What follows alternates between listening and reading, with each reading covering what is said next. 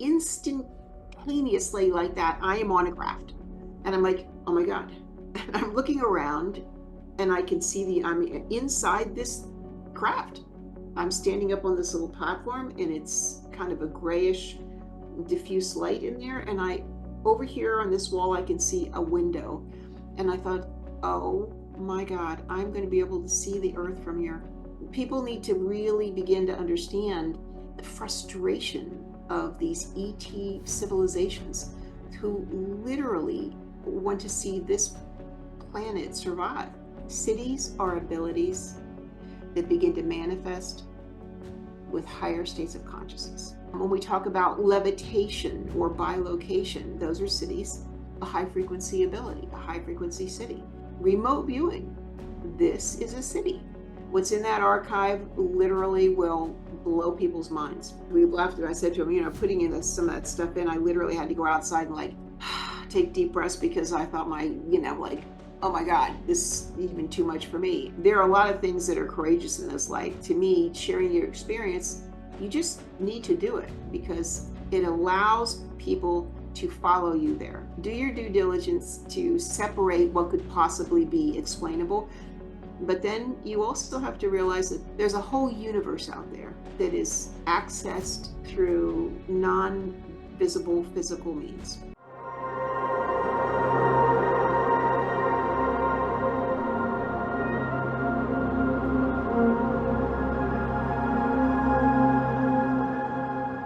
If there isn't some kind of change of ascended consciousness or higher frequency, that perhaps the NHI may intervene in a not so righteous way. Would it be possible to shed some light on that? People talk about dates and times and what could occur and when. And here's my real thought on this. I see the world that I want to see, the world that I want to live in, the world that I want my family to be able to live in, the world that I want other people to partake of. And as much as is humanly possible, I stay out of the vision what an end time is going to look like. I don't go there. It's dark.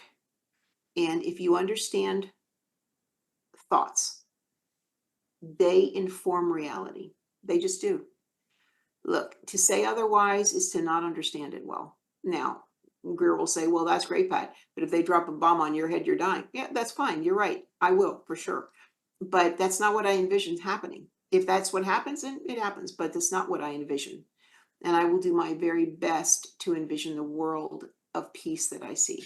I had this thought recently. And again, it goes back to, look, you've got to practice this stuff, right?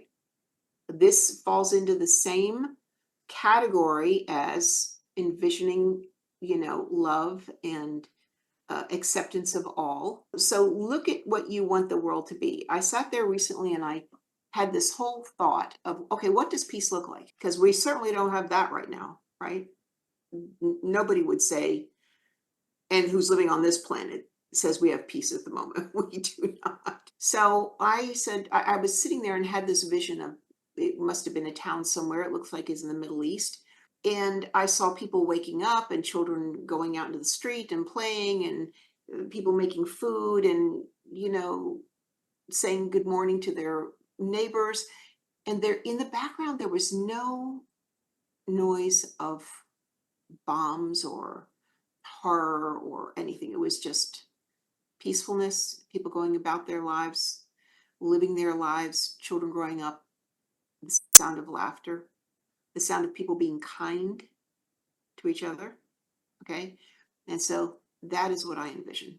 I envision what it is I want to see.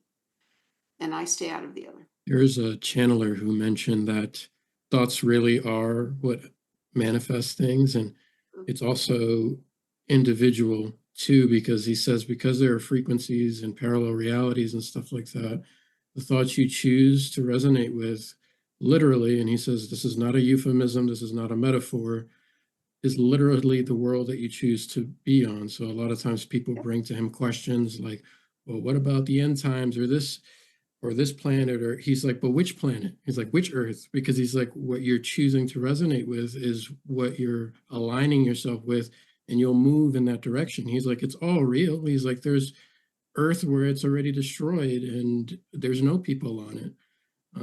And he's like, we don't visit that one, obviously. And he has humor, which is pretty funny. But yeah, I agree with you. So I try to keep my thoughts like that, where I catch myself whenever I feel a certain way. But thank you for that. Yeah, it's you know, I this life on this planet can be challenging for sure. It's challenging for many. But my feeling is I honestly wish that more people were working on their consciousness. I wish they were working on learning to fill their hearts with love. I wish that they were working on seeing, a world of peace. What does that look like? I mean, you have to get very granular with this. You have to literally see people in their lives living peaceful lives where they're moving forward and they are, learning to understand. You know, we are all trying to reach out and make contact in the CE5 world with beings, right? Another world, right? We want to do that. Um, because we want to be friendly and we want to be open and we want to be a good neighbor, right? And yet we will not do that with the people on this Each planet. other, especially with our prejudices, like that was mentioned earlier. So when going with positive thoughts, helping to create reality and potentially the future, and we can have a debate about time, whether it exists or not, but I'll bypass on that one right now. You had mentioned earlier about positive thought, and then I would like to couple this with meditation, but you're talking about the cities. And I watched an interview that you were involved in quite some time ago where you had mentioned positive thoughts forming cities elsewhere. Could you go ahead and just kind of discuss that, at least briefly, as far as your experiences with the entities that were telling you that your positive thoughts and vibrations and consciousness, and as far as all of ours, help develop these like cities? Am I getting that right? Kind of, yes. Okay, So sorry. okay, so what are cities, first of all, right? People are there's people when we use the word city, first of all, we would have to all agree on what that is because Correct terminology. it's a terminology, and there may be people who are listening who don't know what a city is, right? Or they've never heard this term. To me, people who say, no, these are gifts. Well, gifts imply that you're being given something wonderful and that, oh, we're going to give you this gift, but oh, you're not going to get the gift. Yeah, it's not like that at all, right? These are abilities. Cities are abilities that begin to manifest with higher states of consciousness. That is what they are. And as you go through and raise your frequency, you will begin to manifest higher levels of cities, higher levels of abilities. Let's just use the word abilities, right? These are abilities that begin to develop. When we talk about levitation or bilocation, those are cities, a high frequency ability, a high frequency city. Because honestly, if it was a low one, we'd all be able to be levitating and bilocating everywhere, right? Obviously, that's not happening. Now, a lower level of frequency of ability would be precognition. There are plenty of people who know things before they happen, right?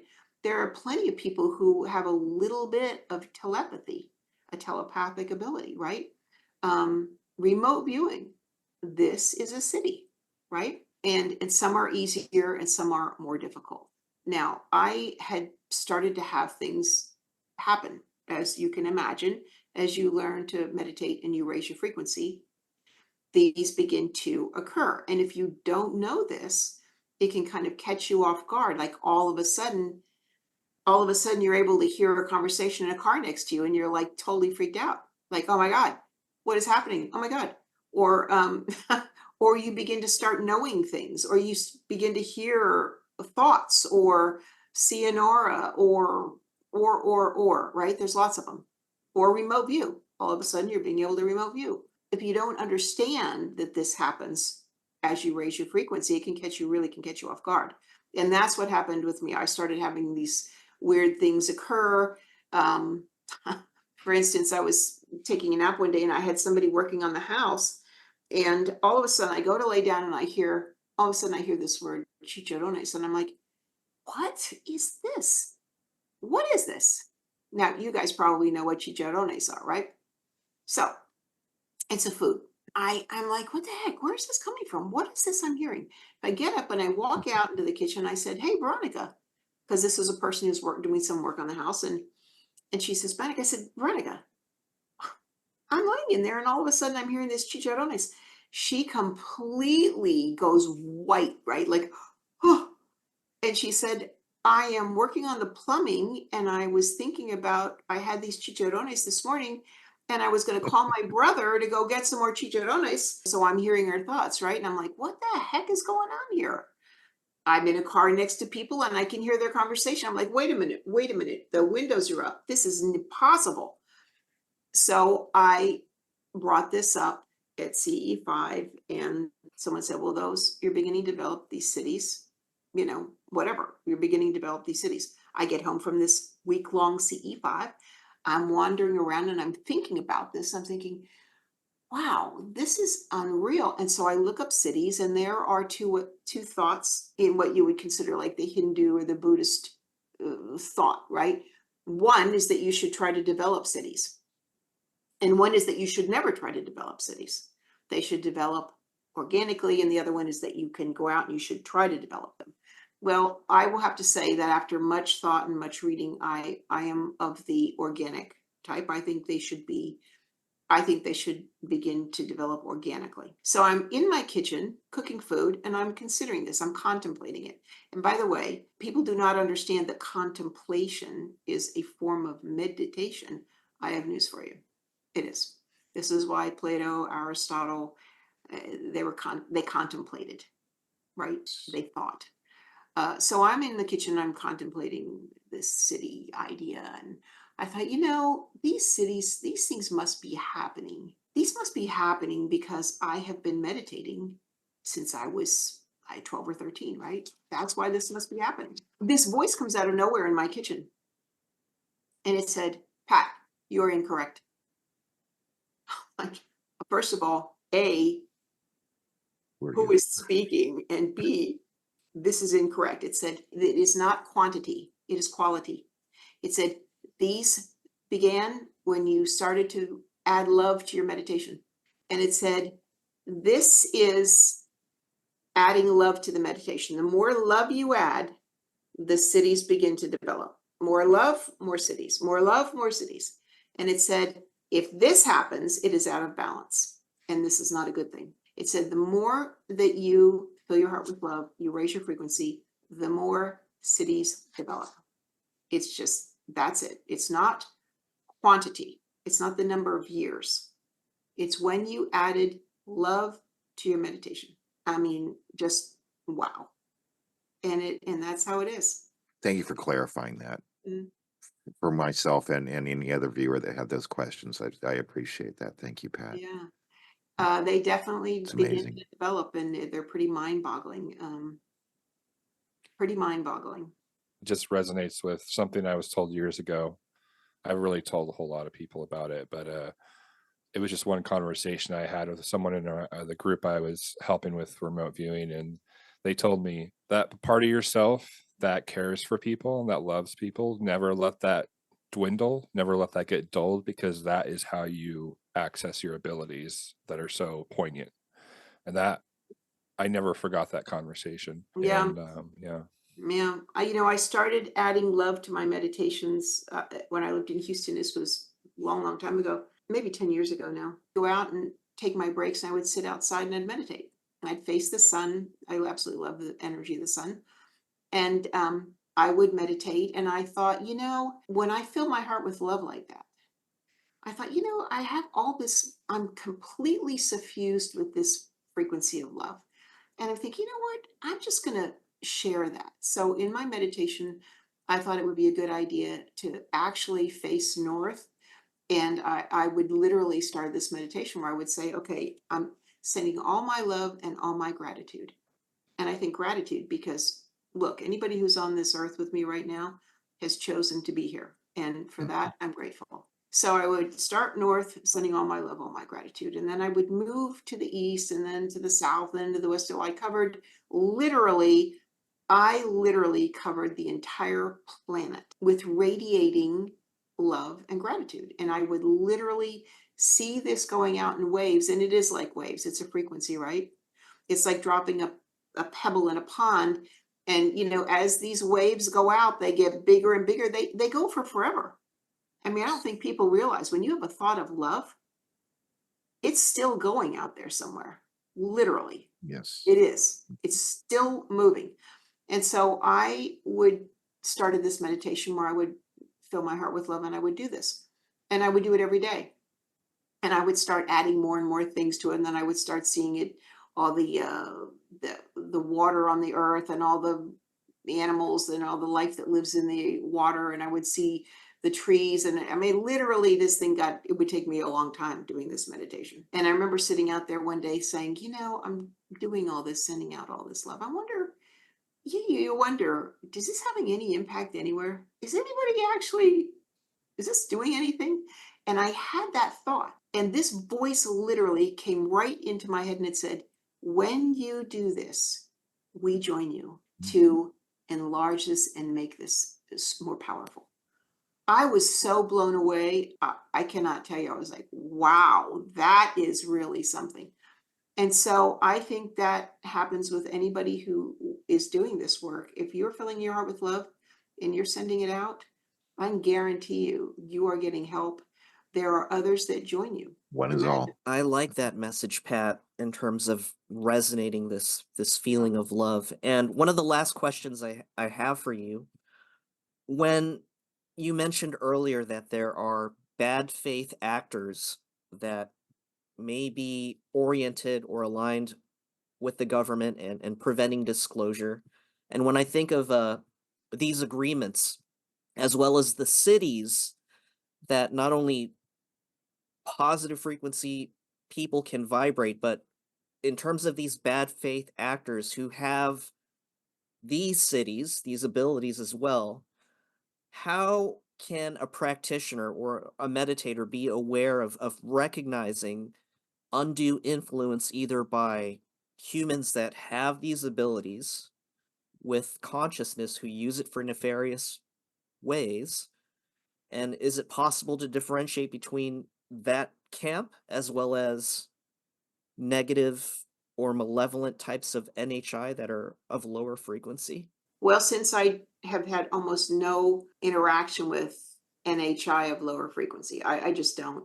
Someone asked me once why. I said, I just don't live in that frequency. I don't move around in that frequency. And so I don't come into contact with that. Does that mean that I don't sometimes in meditation, I will reach out to those who are in lower frequency, who have maybe passed or who live in those, and say, look, search for the light. I think that's important to do. The ones that are human nefarious actors of what you're speaking about, and you're basically speaking about neuroweaponry, right? Is that what you're referencing? Psychotronics. Yes, neuroweaponry, right. Okay, so they've been around and been at that for decades, as I said, and they're very good at it. Is it easy to know who they are and to recognize when it's them? In a minute, because it's so dark and it's so negative and it's a low frequency. For me, it's very easy. Do they use dream manipulation? Oh, absolutely they do. Do they use thought manipulation? Absolutely. They have programs and they can run it off their computers that will interact with your thought frequency. I mean, if you don't know this, you should be aware of this. It's quite possible and it's very easy for them to do. Working with Dr. Greer, you are going to just come up on the radar. And that's just the way it is. I used to laughingly say to Justice, who's another person on our tour, I said, Justice, the thing is that nobody really knows who I am. I mean, I do my stuff in the background. I'm doing the membership. And he laughed and he said, oh, that is so not true. And so it just happens that being attached to this, you are known, right? I got back from one of our CE5 things, and I actually think the more that you do this work, probably for me, the more dangerous I become to them, because I'm out there talking about things like this, right? This is important stuff. Love is important. Raising your frequency is important. It's a protection that you have, right? And so I'm sleeping one night and I have this horrific dream. I'm being chased continuously by this automaton kind of looking thing. And I'm like, what the heck is going on? And I finally, in the dream, I'm like, oh, wait a second. This is you guys. And the minute there's something about the minute your attention locks onto, oh, it's that, it stops for some reason. I don't know what that is. So the next thing I know, as I'm kind of halfway awake, and I think I was being shown this by probably entities that are higher frequency. And they're basically showing me, look here. And I can see basically on my patio, two guys sitting there, clearly military, one with a laptop open, the other one kind of looking over his shoulder. This is a program, right? This is a program. This is programming. And so I'm being shown this, I think, like, look and see what this is, Pat, so that you understand what's happening, of which I'm very thankful. Thank you. That's how it works. And so can they do this? Yes. And I think people definitely in this community, especially, need to get to the point where they recognize that this is part of what they're doing. And so that you don't fall for this thing of thinking it's an ET doing it. It's not. These are nefarious humans. They're not only doing it in neuroweaponry, but they have stuff that looks like science fiction. People need to really begin to understand the frustration of these ET civilizations who literally want to see this planet survive and this civilization survive. And they, out of love, right? They need to really understand that that's the impetus of these civilizations. The impetus of these negative, nefarious guys who, a lot of them are working for these groups. The guys themselves, I don't think are inherently horribly nefarious. They're doing a job, right? They're doing their job. But begin to understand what you're looking at. Begin to understand what you're seeing, right? These are often human programming. Being involved, well, interested in researching and all that stuff my entire life on the phenomena and all its different aspects. Of course, one would come across stories of helicopters and black helicopters unmarked. Okay. And Daniel, I had told this about. It was an event that Melissa and I were communicating. And it was a good communication. There was a lot of things positive said, like put yourself out there, put the message out there, the message of love, as they had said, and positivity and stuff like that. And I was like, okay, well, I have to go to the restroom. Melissa, just sit here and talk to him for a while. I'll be right back. And I'm sitting in the bathroom, just getting ready to finish, and I hear over the house, and I'm like, what in the world is going on? Right? We don't live in a big city. There's one hospital. Usually they have one helicopter, and it's usually not. They're not going to just fly over neighborhoods just for the whim of it, right? They would have to medevac somebody out. And this was about 6 o'clock in the morning. Didn't hear any sirens or anything of the sort in our area.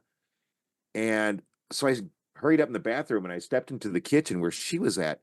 And she's just looking at me with this most bewildering look on her face. And I said, and I'll take the expletive out because it was just kind of stunning. And I was just like, is that a helicopter over our house?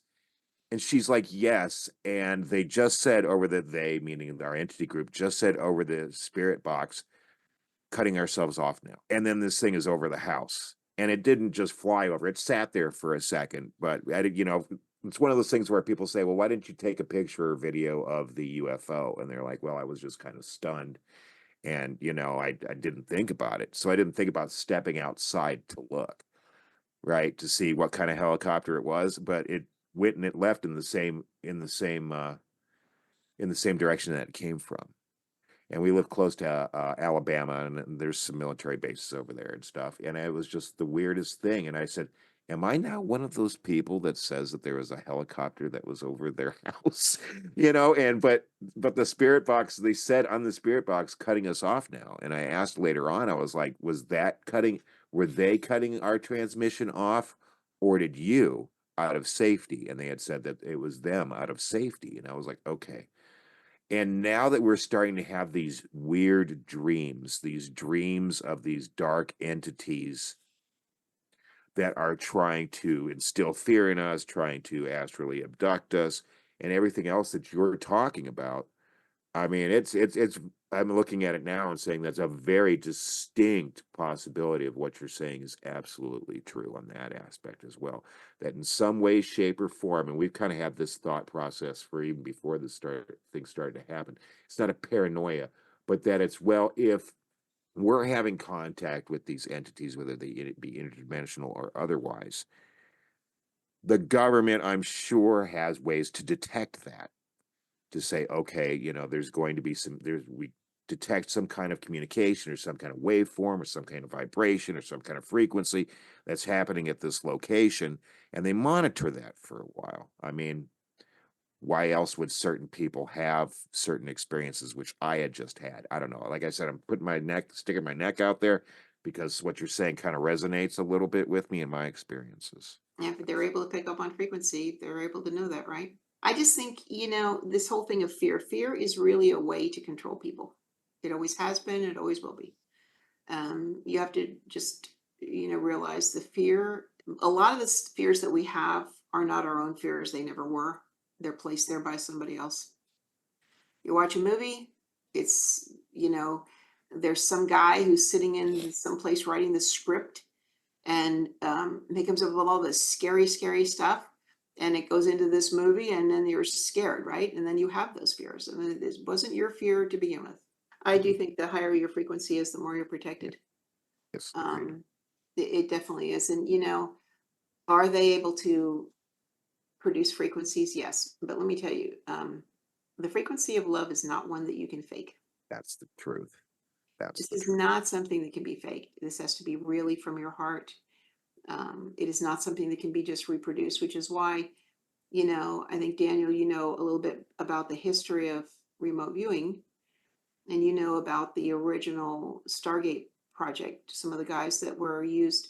I mean, Ingo Swann came up with that program so that it could be taught to anybody, right? The protocols had to be such that controlled remote viewing could be taught to anyone. They could take any soldier and bring them in, because they didn't really want to work with woo-woo people, right? They wanted it to be able to teach this to soldiers. And so they would bring them in and they would teach them these protocols, and they would have the remote viewing.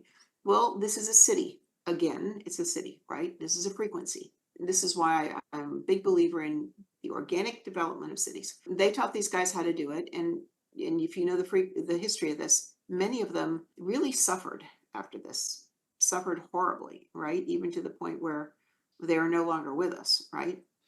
Because look, you can't fake that, and it has to come from the heart, and you have to be able to perform these things and develop these cities organically. If you're not good things can happen. Yeah. Pat, what are your thoughts on the hemi-sync process? I know that you mentioned Gateway. The CIA declassified it supposedly back in the early 80s, but what are your thoughts on the hemisync method, the binaural beats method? And do you recommend it? This is always gets into a very people hate when I talk about this, and I'll tell you why, because I'm not a fan of it. Knowing as much as I do about how frequency has been hijacked and weaponized, things can be embedded in frequencies in 2 seconds, right? Now, if you think these guys aren't very, very good at this, you need to think again. They're very good at it. These things can, and they can embed whatever they want to in there. They're very good at it. How do they do it? I have no idea, but they can. And so the Monroe Institute, now that's what we're talking about here, right? Okay, so, I'm sure it's a good organization. I'm sure a lot of people teach. They teach a lot of classes over there. There's all kinds of classes that they teach on everything. And I'm sure that most of those people are just teaching their classes, and they're sharing their information, and they're sharing their knowledge of what they know. And this is good, right? However, some of the original programs for the Monroe Institute, the HemiSync, binaural beats, people use these all the time. They write in all the time. Oh, I've used these. They've helped me tremendously. I'm happy for you, but I wouldn't touch them with a 10-foot pole, because was that institute infiltrated by the 3-letter agencies? Absolutely. Long time ago. I mean, anybody who has looked at the Monroe Institute, Skip Atwater was a CIA agent. I mean, come on. this thing, they knew what was going on there. They knew that this worked. And it's why they sent a lot of their people over there to be trained, because because it works. And you can, your ability can be expanded. And so, but they started also watching. I mean, if you think about this for even a few moments, suppose someone goes to the Monroe Institute and they're really quite good, and they're very adept at a particular ability, a particular city, right? Remote viewing, for one. Okay. If they find people that are really, really good at something, do you really think they wouldn't track that? To me, it's just a problem. And to me, I don't even listen to other people doing guided meditations. I can tell you on one hand, I can name the people whose guided meditation that I will listen to. Why? Because it's a frequency. And unless I know that person's heart, I am not listening. I have to know their heart, right? I mean, Dr. Greer's meditations, listen to him all the time. I know his heart. There's a couple other people in the team. I know their heart. I would listen to their guided meditations. And that is it. That is where it stops. So some of the things that I ran into with remote viewing when I was involved with that was I did face down other remote viewers or remote influencers as well that were on the other side. They were kind of stumped with was that certain people could be tracked, others couldn't. And I just wanted to kind of add, I am curious if the love aspect, the frequency, is something that could have been the case of causing the other side to have issues with being able to influence or being able to fully track using these potential technologies or other remote influencers or remote viewers. So What kind of remote viewing were you doing? Were you doing controlled remote viewing? I'm assuming this was not Lori's group. no, so actually I found out, so afterwards I found out about remote viewing, but I was part of a team that I knew like 2 people, but everyone else didn't know each other. It was all encrypted for safety. And so I was part of a team that would go in and we'd find a location or a target, and then they would need either location details or particular targets influenced.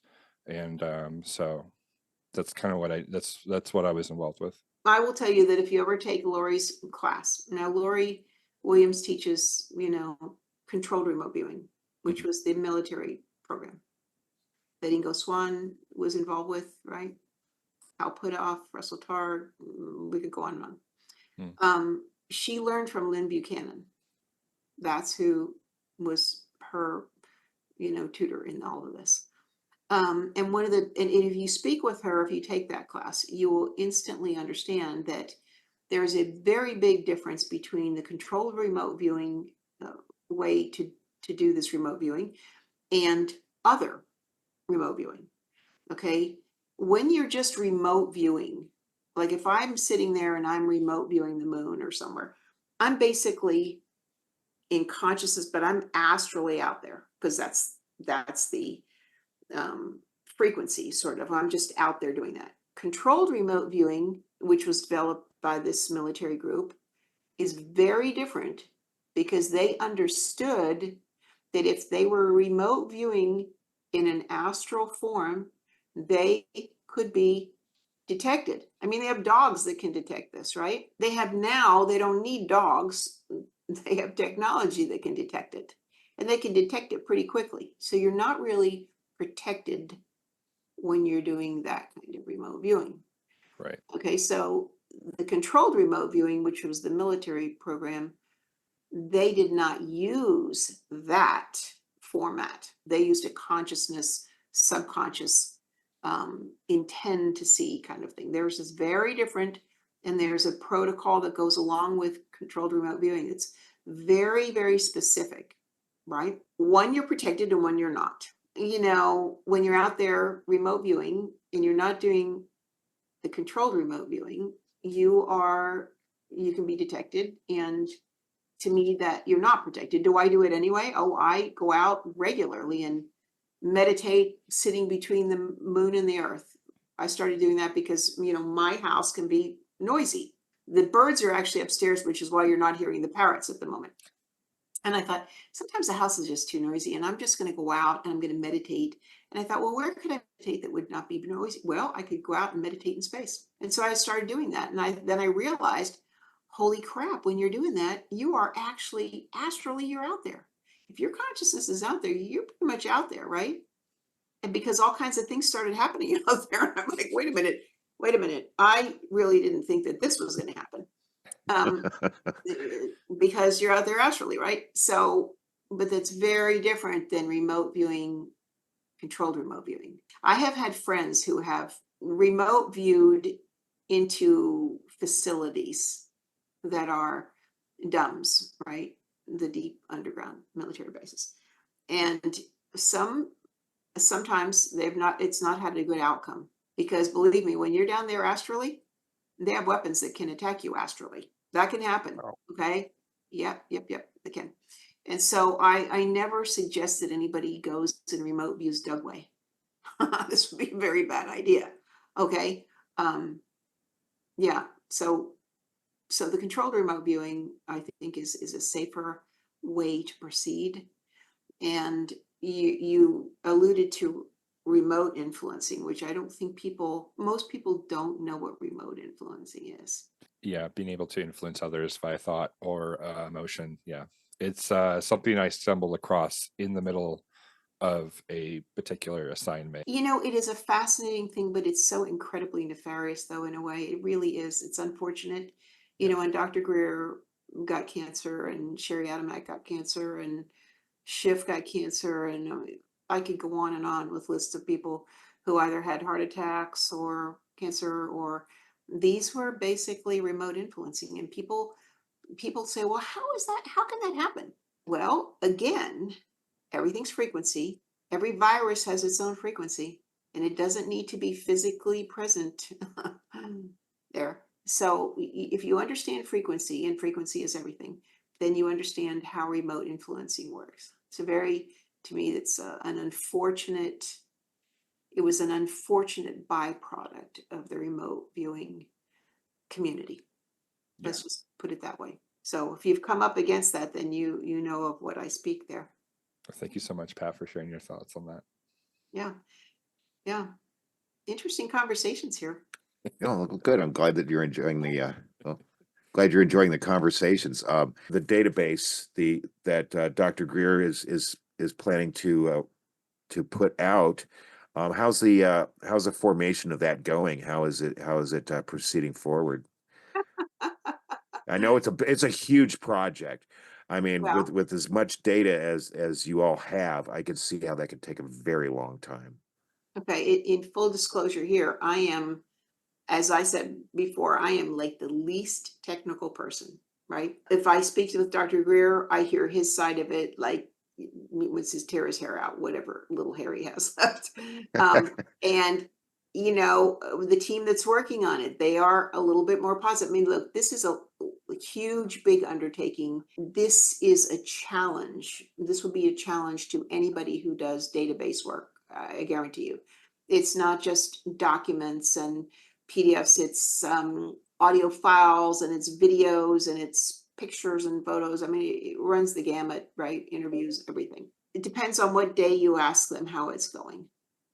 It's a struggle because, we input all this stuff and then it had to be put in a database, and then that has to be tied to a website, and it has to have all kinds of moving parts, of which I know zero.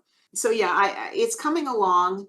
What's in that archive literally will blow people's minds. We laughed, and I said to him, putting in some of that stuff in, I literally had to go outside and like take deep breaths, because I thought like, oh my God, this is even too much for me. And yeah. Do you know when AI started being developed? Decades and decades. If you look up the work of Dr. Michael Wolff, you will see how long ago that was. That guy was working on AI, what, 1980s? I don't know, something like that. Yeah, These probably. Yeah, people don't let any grass grow under anything, remember.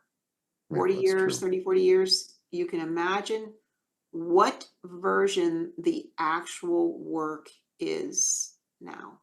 Not the stuff that you see Elon Musk working on, but I'm Oh, talking no. Way past that. behind the curtain. Mhm. So yeah, There was actually a hypnotherapist I was looking into, Dolores Cannon, Mhm. and she had mentioned that the beings have described in numerous cases, numerous hypnotherapy sessions, that we still, as a collective, species, don't understand that everything is alive, even if you can't relate to it, just like you said, like rocks or the table or the piano you have in the background. And what's another interesting thing was the channel I had mentioned previously, who channels a being who claims to be an ET being, and mentioned that because somebody asked him about AI and developing consciousness, and he says that once you develop true AI in the way I assume that you're referencing, like the ones that ETs have, you will have mechanically developed a way to communicate with your higher self. He's like, that's all that it is. You're in direct communication. He's like, that's why we get into topics. And he says this where we say that the craft are alive, because that's what it is. And there's nothing really to fear, because if you're communicating with your higher self, the part of you that resides outside of the physical body, why would you hurt yourself? It wouldn't hurt itself. But he's like, that's the topic you're getting into. And it's crazy how fast he answered this question. But somebody asked him, well, how do I know if it's true AI? He's like, that's easy. Ask it about death, and it'll tell you the truth, because it knows that, it's not really real, that your consciousness goes on, and it'll be able to answer that question for you, which I find fascinating. Right. On one of these CE5s that I was with. And in fact, Lori Williams, who teaches those classes in remote viewing, who's a good friend, we were having this discussion one time about the consciousness of craft, right? And I was explaining to her that in one meditation, all of us, because I remember sitting there thinking to myself, gosh, I wish I could go out on one of these craft. I wish I could be out there, because people were having all kinds of conversations about, they were having these experiences in consciousness, right? And basically people think, okay, you had it in consciousness, that's not real. Well, let me just tell you that that's often far more real than the physical. So we are sitting there and people are sharing this, and I thought, God, I wish I could be out there on the ground. And that second, instantaneously like that, I am on a craft. And I'm like, oh my God. And I'm looking around and I can see I'm inside this craft. I'm standing up on this little platform, and it's kind of a grayish diffuse light in there. And over here on this wall, I can see a window. And I thought, oh my God, I'm going to be able to see the earth from here. A dream, right? Oh my God, to be able to see the earth from space. And I'm thinking, oh my God, I'm going to be able to see the earth. I'm going to go over there and I'm going to look out that window. And that second that I had that thought that I wanted to go see the earth, the entire craft became see-through. I'm standing in, literally, it's like you're standing in space with nothing around you, right? And you can see everything. And in Other that people have mentioned second, that. yeah, and in that second, because I have a fear of heights, I look down, which you should never do. If you ever find yourself in that position, don't look down. I'm just telling you, don't do it. I looked down, I was like, oh no.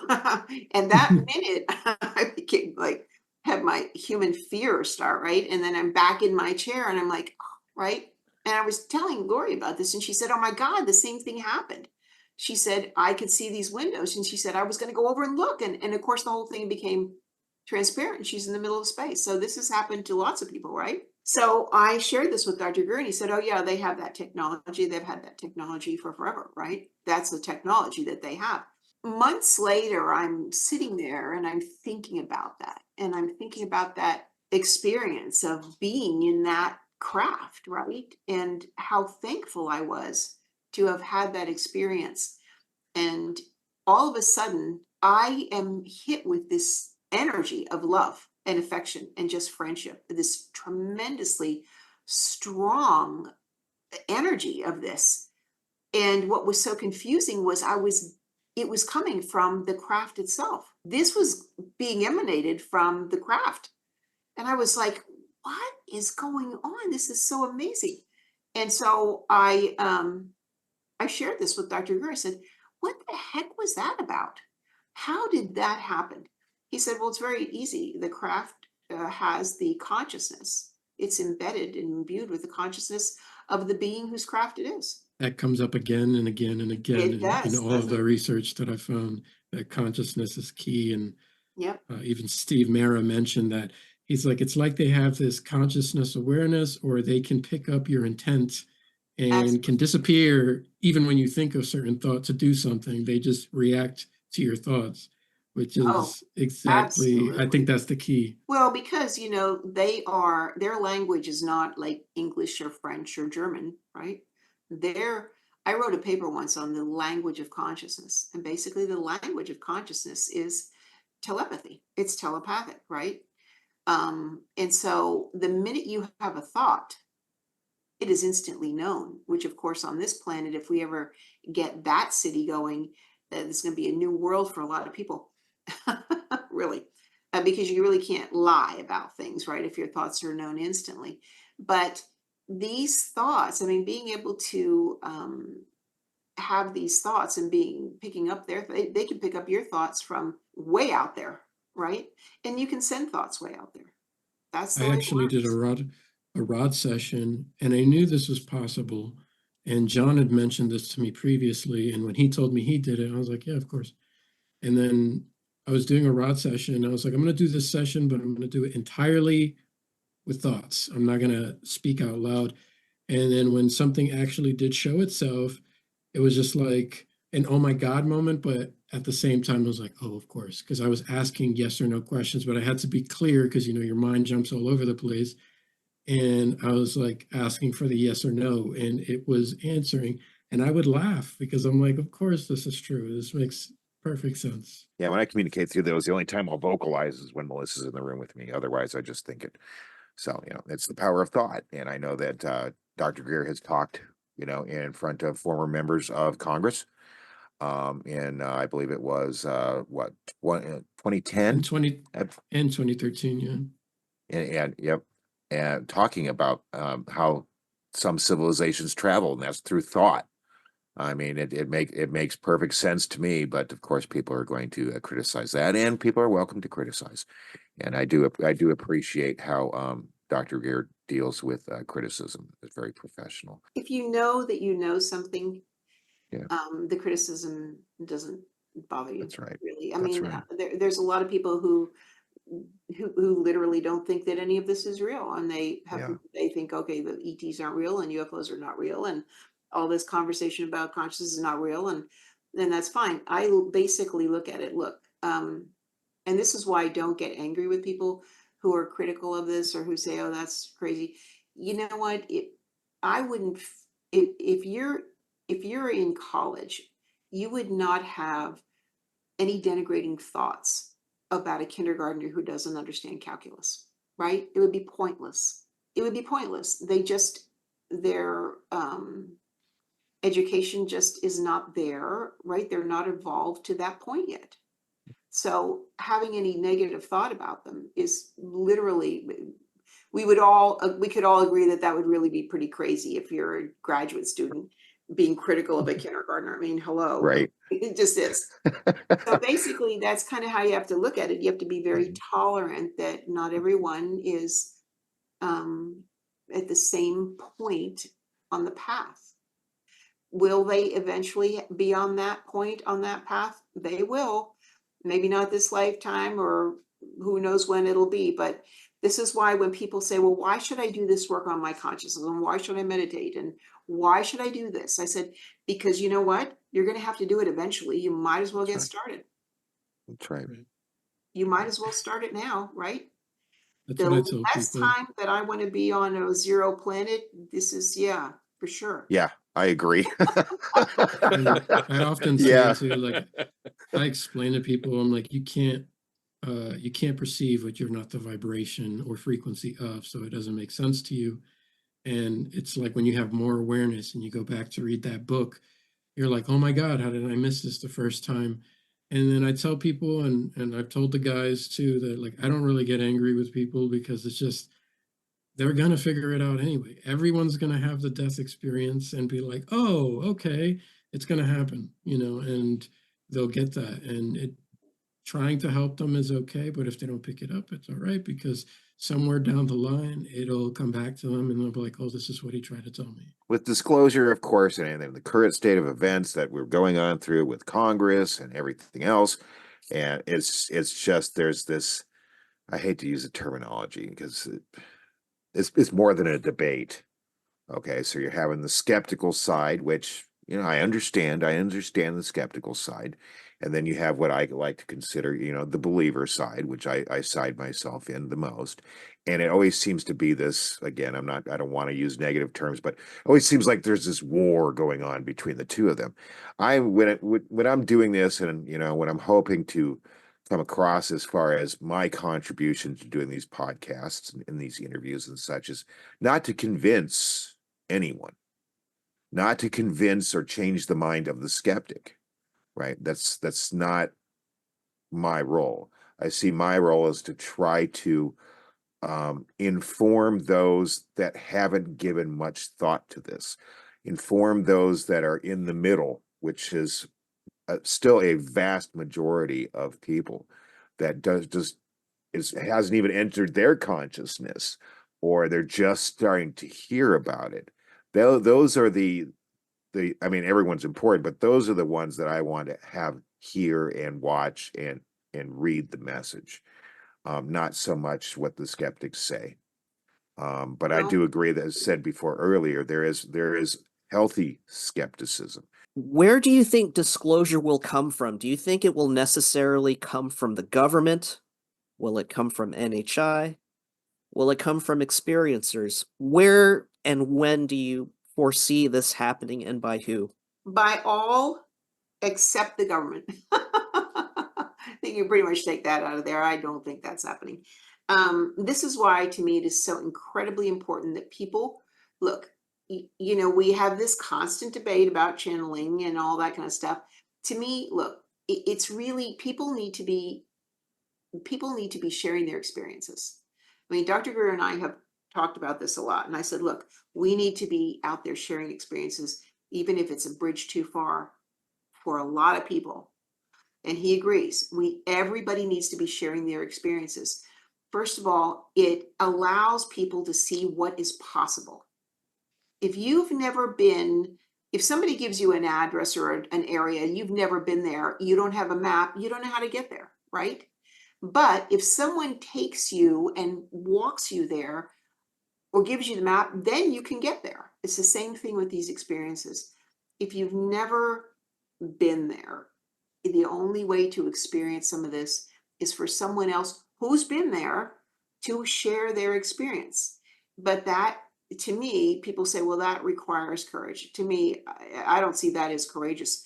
There are a lot of things that are courageous in this life. To me, sharing your experience, you just need to do it because it allows people to follow you there. We have somebody in our community who goes out on ships all the time, comes back and shares about the different civilizations and how they live and how they eat and how they raise their kids. I mean, it's fascinating, but it gives us kind of a blueprint of what is possible, right? What is possible in our own civilization, where we can go. Because if you don't know where you're going, you're never going to get there, right? Now, to the doubters, and there's tons of people who this is really a bridge too far for them. I get it. Or they're saying, okay, if we can't see it, it's not real. We can't quantify it. We've got to have data.